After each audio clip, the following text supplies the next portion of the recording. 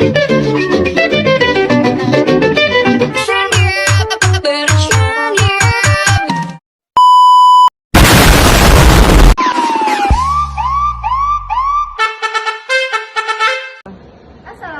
warahmatullahi wabarakatuh.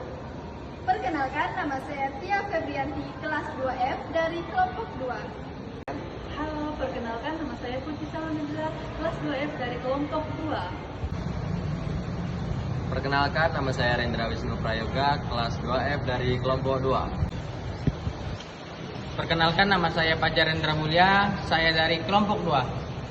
Baiklah, di sini kami akan mempresentasikan hasil diskusi kelompok kami, yaitu pemblokiran situs web oleh pemerintah.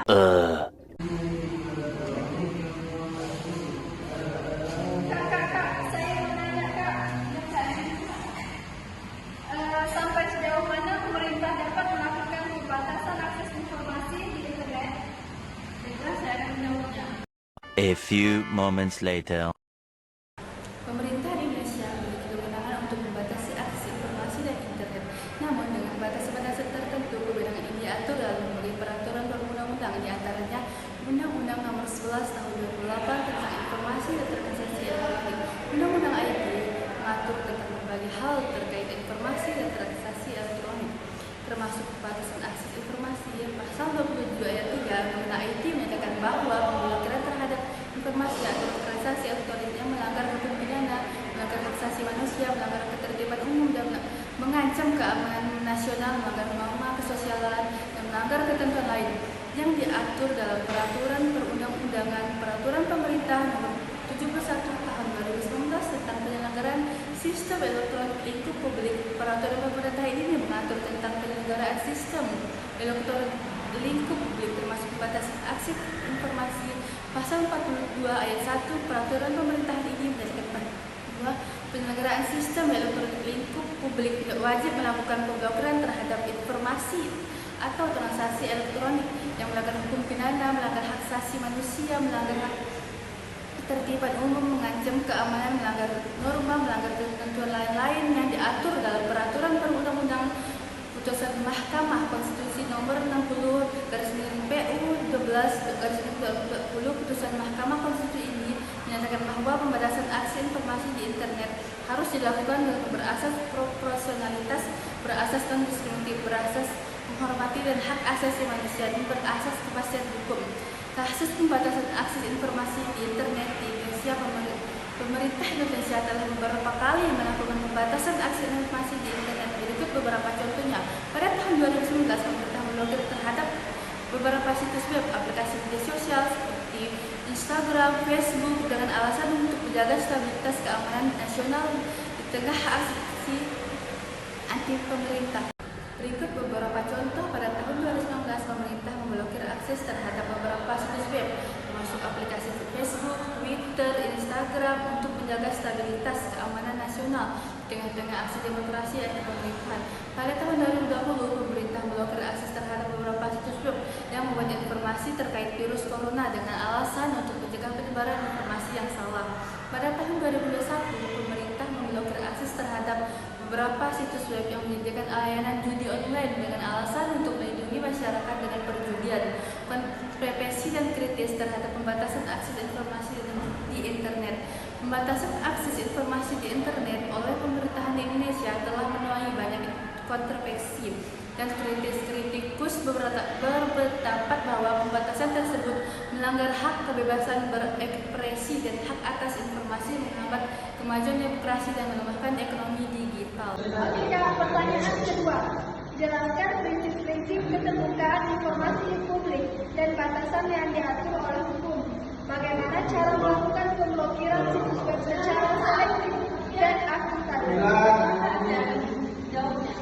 A few moments later. Keterbukaan informasi publik KIP di Indonesia diatur dalam Undang-Undang Nomor 14 Tahun 2008 tentang Keterbukaan Informasi Publik.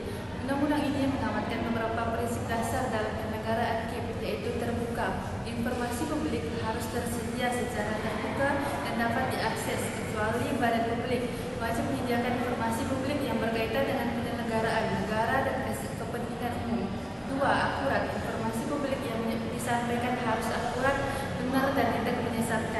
Badan publik harus melakukan pemutakhiran informasi publik secara berkala.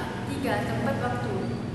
Informasi publik harus disampaikan dalam waktu yang segera mungkin kepada pemohon informasi publik. Batas waktu penyampaian informasi publik diatur dalam Peraturan Komisi Informasi Nomor 1 Tahun 2010 tentang standar layanan informasi publik. 4. Sederhana penyampaian informasi publik harus dilakukan dengan cara yang sederhana dan mudah dipahami oleh pemohon informasi publik. Badan publik dapat menggunakan berbagai media untuk menyampaikan informasi publik seperti website, media cetak, dan media elektronik. 5. Biaya ringan. Biaya yang dipungut untuk penyampaian informasi di publik harus ringan dan tidak boleh melebihi biaya penyediaan informasi publik. Badan publik dapat menyebabkan biaya penyampaian informasi publik pada pemohonan informasi publik yang tidak mampu. Memblokir situs web tertentu dapat membantu melindungi diri Anda dari konten berbahaya atau tidak pantas, meningkatkan privasi dan mengelola waktu Anda dengan lebih baik. Ada beberapa cara untuk melakukan pemblokiran situs web secara selektif dan akuntabel, tergantung pada kebutuhan dan perangkat Anda. Metode pemblokiran. Ekstensi peramban. Ekstensi peramban. Banyak peramban web populer seperti Chrome, Firefox, dan Edge menawarkan ekstensi yang memungkinkan Anda memblokir situs web tertentu. Ekstensi ini banyak digunakan dan menawarkan berbagai opsi pemblokiran seperti daftar hitam situs web, pemblokiran berdasarkan kata kunci, dan pemblokiran berdasarkan waktu. Rekomendasi ekstensi. Blog Origin ekstensi open source yang kuat untuk memblokir iklan, pelacak, dan konten lainnya.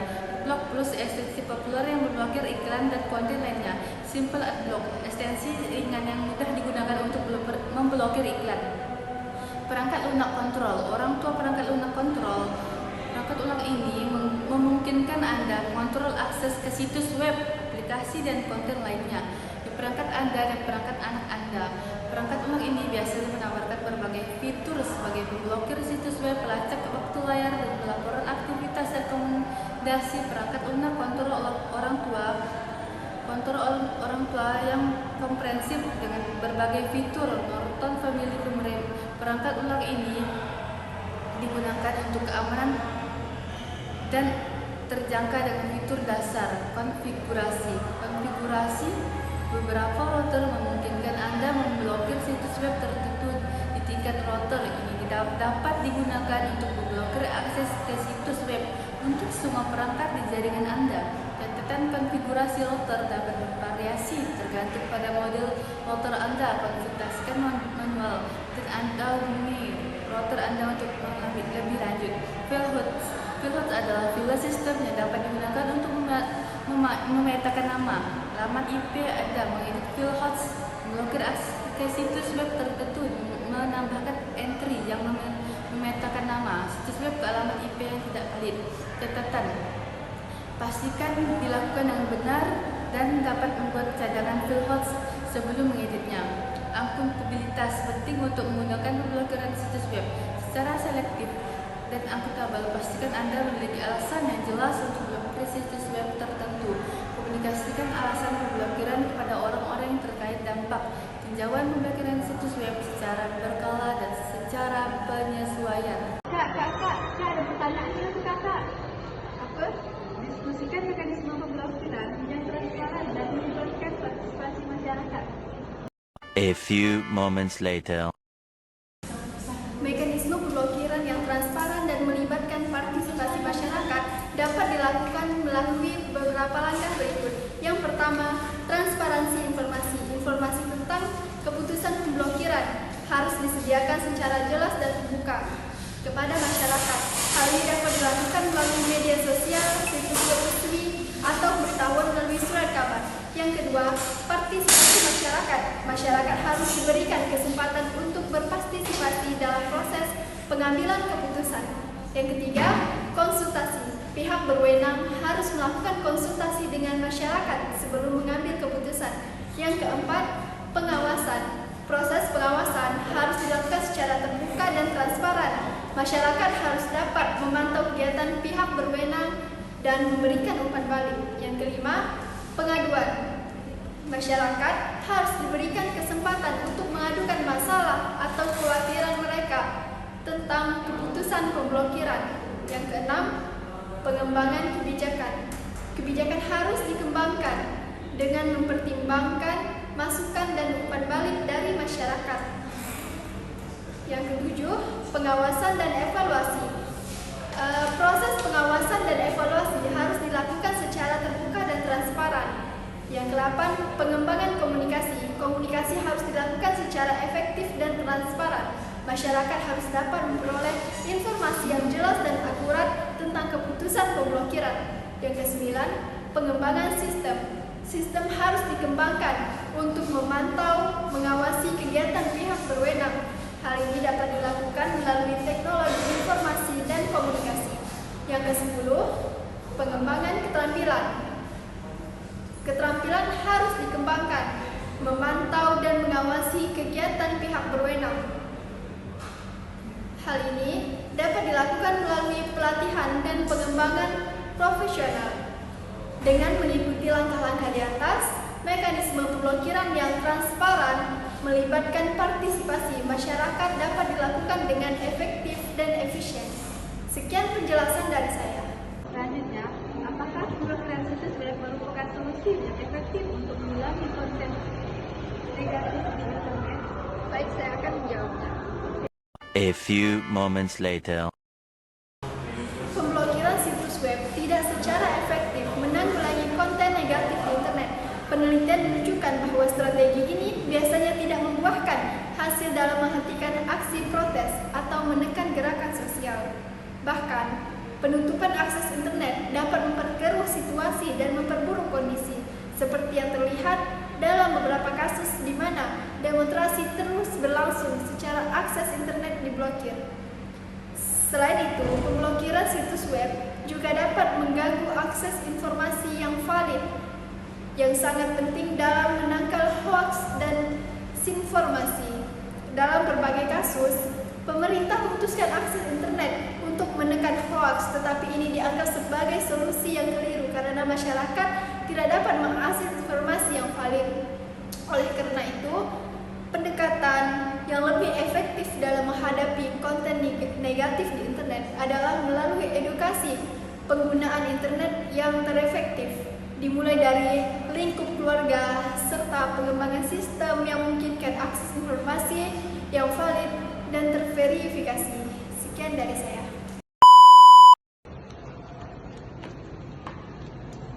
Bang, ya, aku ada pertanyaan nih. Betul. Bandingkan dengan metode alternatif seperti literasi digital dan edukasi masyarakat. Bagaimana seharusnya pemerintah dan masyarakat bekerja sama untuk menciptakan ruang digital yang informatif, aman, dan tetap menghormati HAM? Oke, saya akan jawab. A few moments later. Pembatasan akses informasi di internet bisa jadi seperti memblokir situs web atau mengawasi orang yang melakukan secara online. Tapi cara yang lebih efektif atau cara yang lebih baik adalah dengan mengajari orang bagaimana cara menggunakan internet secara baik dan benar. Hal ini disebut sebagai literasi digital dan edukasi masyarakat. Literasi digital bagaimana mengajarkan orang cara membedakan informasi yang baik dan benar. Terus bagaimana cara melindungi privasi online dan bagaimana cara menghindari hal-hal buruk seperti cyberbullying. Sebenarnya pemerintah dan masyarakat itu bisa bekerja sama untuk ruang lingkup internet yang baik dan benar dan menghormati hak asasi manusia. Pemerintah juga bisa membantu dengan membuat program pelatihan, menyediakan sumber daya untuk meningkatkan literasi digital di sekolah dan komunitas. Namun di sisi lain masyarakat bisa mendukung upaya pemerintah dan ikut serta dalam organisasi yang berfokus pada pendidikan literasi digital. Dengan bekerja sama, pemerintah dan masyarakat menciptakan internet yang lebih baik, di mana orang bisa berbicara secara bebas, mendapatkan informasi yang baik dan tepat, aman saat online. Bah, ini ada pertanyaan lagi nih. Diskusikan peran dan tanggung jawab masing-masing pihak. Dampak apa yang ditimbulkan oleh pemblokiran situs web terhadap kebebasan berekspresi dan demokrasi di era digital? Baik, saya akan menjawabnya. A few moments later. Pemerintah bertanggung jawab untuk menjaga ketertiban. Sementara masyarakat memiliki peran dalam memperjuangkan kebebasan berbicara. Pemblokiran situs web bisa merugikan kebebasan berekspresi dalam demokrasi dengan membatasi akses informasi dan menghambat partisipasi politik. Oleh karena itu, penting bagi pemerintah untuk menggunakan pembatasan internet secara hati-hati sambil mempertimbangkan alternatif lain seperti regulasi yang lebih ketat atau pendidikan masyarakat. Ini akan membantu menjaga internet sebagai ruang yang inklusif, informatif, dan demokratis bagi semua orang. Sekarang saya nih mau bertanya sama kamu. Boleh, silakan. Ini diskusikan solusi alternatif yang dapat menjamin keamanan publik tanpa harus membatasi akses informasi. Baiklah, saya akan menjawabnya. A few moments later. Yang pertama, penguatan sistem pengawasan. Membangun sistem pengawasan yang efektif terhadap kegiatan pihak berwenang dapat membantu menghindari penyalahgunaan kekuasaan dan pelanggaran privasi. Komite independen atau badan pengawas yang memiliki kewenangan untuk mengawasi kegiatan pengawasan dapat membantu menjaga keseimbangan antara keamanan dan privasi. Yang kedua yaitu pelatihan dan penegakan etika. Melakukan pelatihan secara teratur kepada petugas keamanan dan pihak berwenang tentang prinsip-prinsip privasi dan etika dapat membantu menghindari penyalahgunaan kekuasaan atau pelanggaran privasi yang tidak disengaja. Memastikan bahwa petugas memahami batas-batas yang sah dalam penggunaan data dapat membantu memperkuat perlindungan privasi. Yang ketiga, pengembangan hukum dan kebijakan yang berbasis hak asasi manusia. Membangun hukum dan kebijakan yang mengakui hak asasi manusia, termasuk hak atas privasi, dapat membantu menjamin bahwa tindakan pengawasan yang diambil oleh pemerintah tetap sesuai dengan prinsip-prinsip demokratis dan menghormati hak-hak individu. Yang keempat, pengembangan teknologi privasi. Mendorong pengembangan teknologi privasi yang inovatif dapat membantu melindungi data pribadi sambil memungkinkan akses yang diperlukan bagi pihak berwenang. Teknologi seperti enkripsi end-to-end, penghapusan otomatis data, dan teknik anonimisasi dapat membantu menjaga privasi sambil memfasilitasi pertukaran informasi yang diperlukan untuk keamanan publik. Yang kelima, peningkatan keamanan cyber. Mengalokasikan sumber daya untuk meningkatkan keamanan cyber dapat membantu mencegah serangan cyber yang dapat membahayakan keamanan publik. Ini termasuk pelatihan untuk mengurangi rentan sistem, pengembangan kebijakan keamanan yang kuat, dan investasi dalam teknologi keamanan yang mutakhir.